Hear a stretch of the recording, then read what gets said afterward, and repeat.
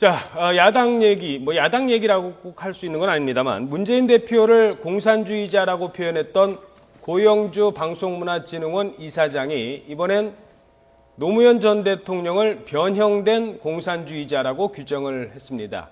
이념 편향 논란에 휩싸인 고영주 이사장, 지금 계속 논란이 되고 있는데요. 일단 발언을 듣고 계속 질문 이어가도록 하겠습니다.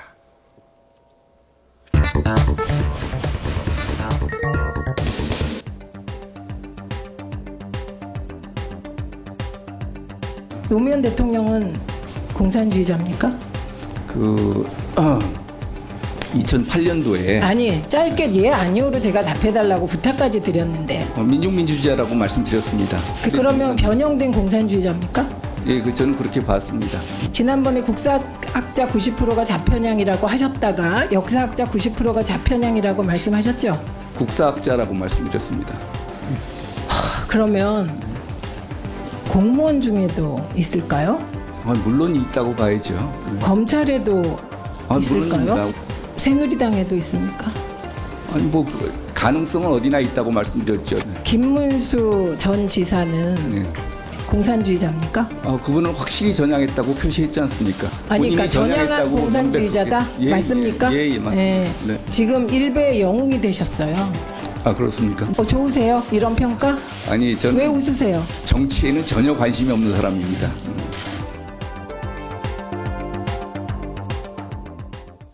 네, 정치에 전혀 관심이 없는 사람이다라고 말씀하셨는데 정치인들은 관심을 갖고 있습니다. 그렇습니다. 자, 질문 드리기 전에 속보가 하나 들어왔습니다. 요건 전해드려야 될 것 같습니다. 자, 속보가 자막에 들어와 있군요.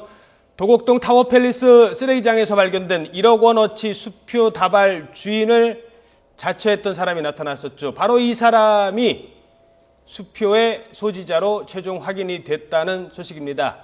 수표 주인 맞네요.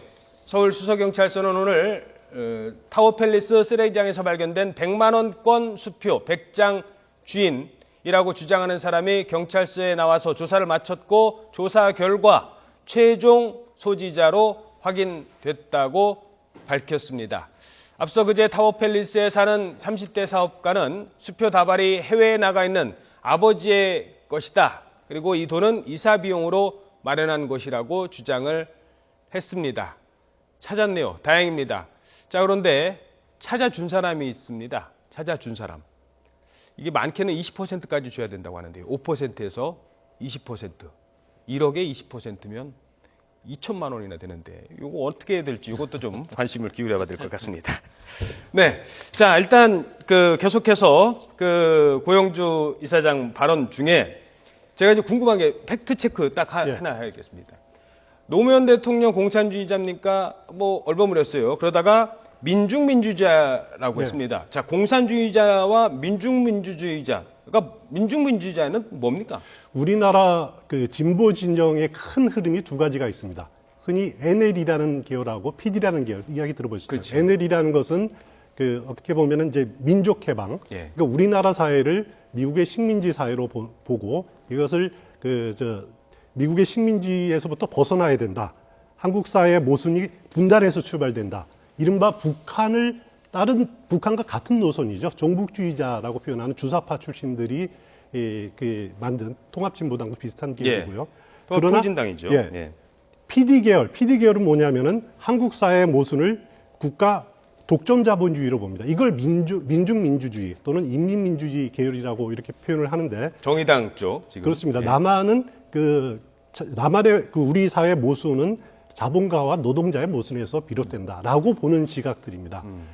고영주 변호사가 노무현 전 대통령이 민중민주주의라고 하는 것은 저는 무슨 근거로 그런지 모르겠습니다만은 이 바로 PD 계열이다 이렇게 분석을 하고 있는 것 같습니다. PD 계열도 공산주의자라고 그렇게 마르크스 레닌주의의 이론을 그대로 답습했기 때문에 큰 틀에서는 그렇게 볼 수가 있을 겁니다.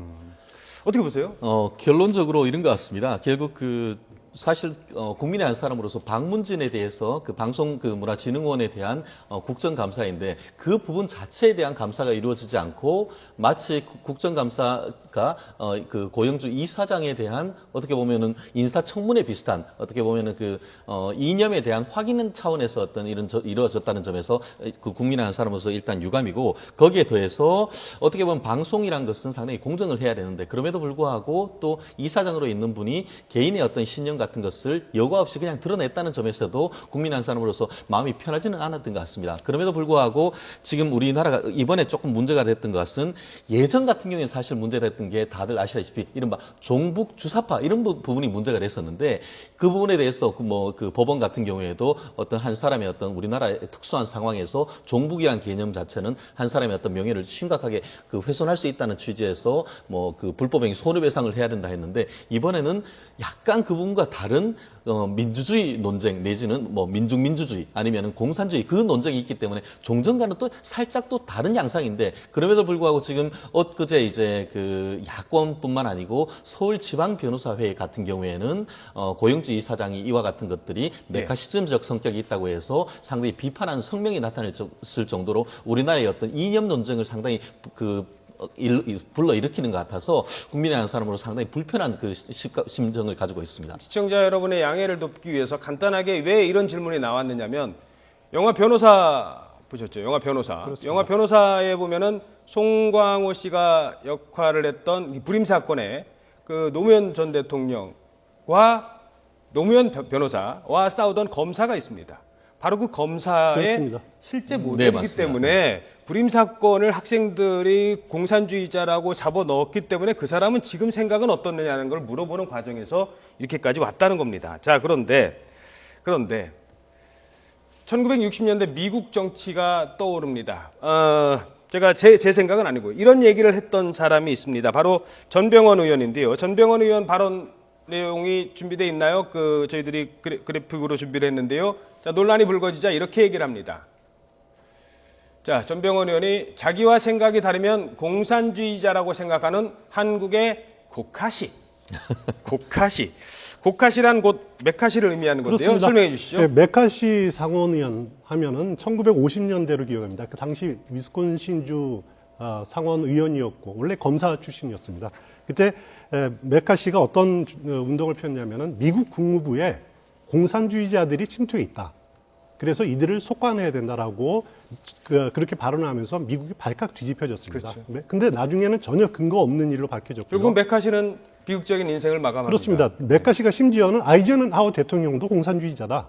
민주당, 공화당 지도부들도 여기도 공산주의들이 있다. 그런데 그렇게 개인이 주장한 거로 그친 게 아니라 이런 메카시 선풍이 벌어지면서 많은 미국의 공무원들, 교사, 직장인들이 언론인들이 해직을 당하고 아주 어려움을 겪는 사회적으로 이렇게 어려움을 겪는 그런 일들이 있었습니다. 그래서 미국은 더 이상 그런 일들이 벌어지지 않도록 하는 교훈을 삼았고 우리도 타산지석으로 삼아야 된다. 그런 지적인 것 같습니다. 알겠습니다. 자, 시간 관계상 오늘은 여기까지 얘기를 들어야 될 것 같습니다.